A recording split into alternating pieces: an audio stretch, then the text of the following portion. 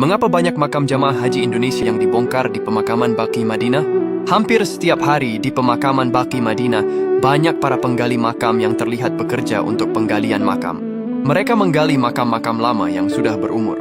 Hal semacam ini tentu tidak biasa kita saksikan di Indonesia, tetapi hal ini telah menjadi tradisi di pemakaman Baqi Madinah. Pemakaman Jannatul Baqi Madinah ini merupakan tempat peristirahatan terakhir bagi ribuan umat muslim termasuk para sahabat dan keluarga Nabi Muhammad.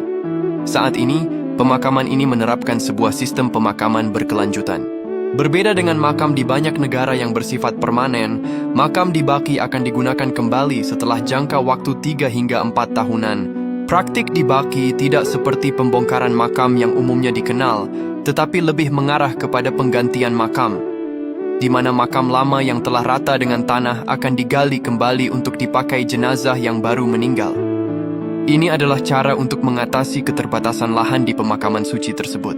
Proses penggantian ini bersifat siklus dan berulang, dengan makam-makam yang sudah lama dan tanahnya kembali rata yang menjadi prioritas untuk digunakan kembali. Dalam proses penggantian makam, tulang belulang jenazah yang sudah lama dikuburkan akan dikumpulkan dan dipindahkan ke area makam lain yang tidak diberi nama.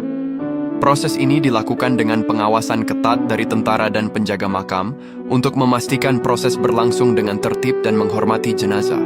Setelah area makam siap, jenazah yang baru akan dimakamkan di tempat tersebut dan tanda makam akan kembali rata dengan tanah. Semua makam di Baqi terlihat seragam tanpa nisan atau tulisan nama yang permanen. Praktik ini mengingatkan umat muslim bahwa yang terpenting adalah amal dan persiapan untuk kehidupan akhirat, bukan kemewahan di dunia. Dengan adanya penggantian makam, lahan di Baqi dapat digunakan secara berulang, memungkinkan ribuan umat muslim yang meninggal di Madinah memiliki kesempatan yang sama untuk dimakamkan di sana.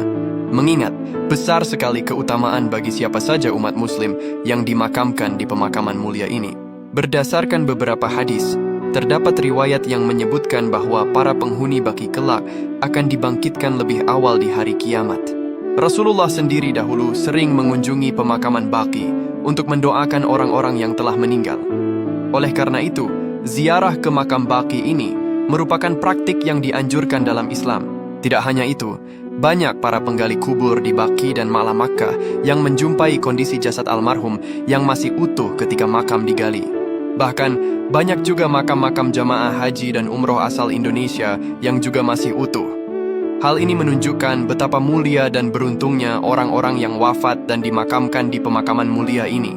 Mereka dimakamkan sangat dekat dengan makam Nabi Muhammad, makam keluarga Nabi, dan makam ribuan sahabat Nabi Muhammad di Madinah.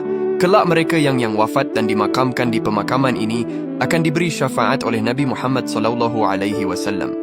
Ya Allah, takdirkanlah kami semua agar bisa berhaji dan umroh ke Tanah Suci dan bisa berziarah ke pemakaman mulia ini. Amin.